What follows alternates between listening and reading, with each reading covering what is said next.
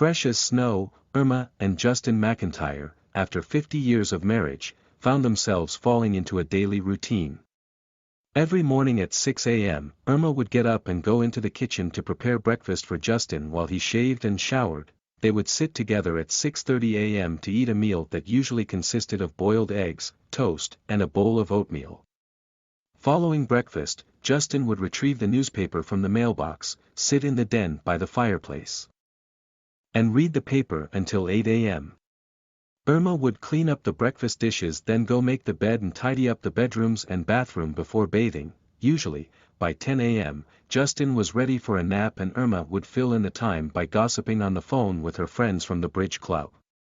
It was becoming a marriage of convenience more than a marriage of love and unpredictability as it was when they first met. Irma had convinced Justin that they should move to Florida after he retired. That was 5 years earlier. It seemed like a great idea to Justin in the beginning, however, as time began to pass, he started to miss his friends back in Canada. They did not have any family left. The one child that they had, was tragically killed in a car accident years before they had moved away. Irma, on the other hand, adapted to her new surroundings easily and made new friends very quickly. As Justin laid in bed, he started thinking back to the early years of their marriage when they could not keep their hands off one another. They would travel the world in search of adventure, taking in the beauty of nature and the amazing architecture of Europe. They never grew tired of each other's company. He began to wonder where it all started going downhill. They rarely talked to one another anymore, let alone touched each other. They even started sleeping in separate bedrooms. Irma said it was because of his snoring, but he felt there was more to it. At 70 years of age, Justin knew that he did not have the stamina that he once had. Perhaps, he thought, Irma was growing bored of him. He could not blame her though, he was growing bored himself. Just after lunch, Justin received a phone call from a friend he had made at the local barbershop. Louis Davidson was a former Navy man that served in several naval conflicts during his career. He invited Justin out to go fishing on his boat. Justin happily accepted and made his way to the marina. At slip number 30, Louis stood upon the deck of a 92-foot Sea Force 9 fishing boat. "Permission to come aboard, Captain?" Justin shouted up to his friend. "Permission granted." "Come aboard, sailor." Louis fired up the diesel engine and untied the spring line from the dock cleat before backing out of the slip. The sound of the engine reminded Justin of his younger days when he drove a tractor-trailer for a living. They slowly made their way out into the open waters and Louis pushed ahead on the throttle. The engine came to life and thrust the boat forward. The spray from the seawater felt refreshing on Justin's face, though the rough water further into the ocean was almost more than Justin's stomach could handle. He hung his head over the side and saw 2 dolphins swimming alongside them. Suddenly, his nausea began to disappear, and he began to enjoy himself more. They traveled about 30 minutes from shore until no sign of land or other boats could be seen.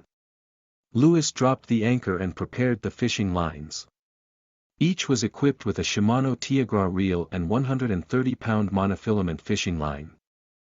Louis helped Justin strap into his harness, then he cast the line out into the water before placing the rod's handle into the holder. "My friend," Louis began saying, "you are in for a treat. This is my favorite fishing spot. I guarantee a hit within 5 minutes." No sooner did he finish talking when Justin's fishing rod began to bob up and down. Something was nibbling at the bait. Justin went to grab for the rod, but Louis told him to be patient. Louis carefully removed the rod from the holder, let out some slack on the line, then handed it to Justin. "Okay, Justin, when I tell you to, I want you to give the rod a quick yank back over your shoulder. Ready, now." Justin whipped the rod back over his right shoulder, barely missing the head of his friend. The fish was hooked and was trying to make a run for it. Justin nearly dropped the rod from the strength of the fish. Louis quickly grabbed onto the rod and placed it back into the holder. They let out some slack on the line and let the fish run before locking it back up again. The back-and-forth fight for supremacy between man and fish kept up for nearly 30 minutes until the fish finally stopped struggling. With the help of Louis, Justin reeled in the monst. The truth of it all is nearly unbearable. The simplicity, the ease at which it all unraveled was tortuous. Piece by piece my heart was broken. My mom's illness had taken a toll on all of us. Watching her slowly deteriorate, losing one ability after another. And the whole time she kept innocently and sweetly inquiring, "When will I feel better?" And it was a fair question since the doctors had not prepared us for anything else. We would do the radiation and the tumors would shrink. Easy peasy. But that was another lie woven into so many other lies we were made to believe. At first, I answered her with confidence, "Soon, Mom. We just have to work at it." But as time pushed forward, I soon was questioning myself when she would feel better. The doctor's visits revealed no insight into her condition. They kept professing falsely that she is doing great, considering. Considering what exactly? Meanwhile, each day that went by became more difficult than the last. But I was determined to help her achieve her goal of getting better.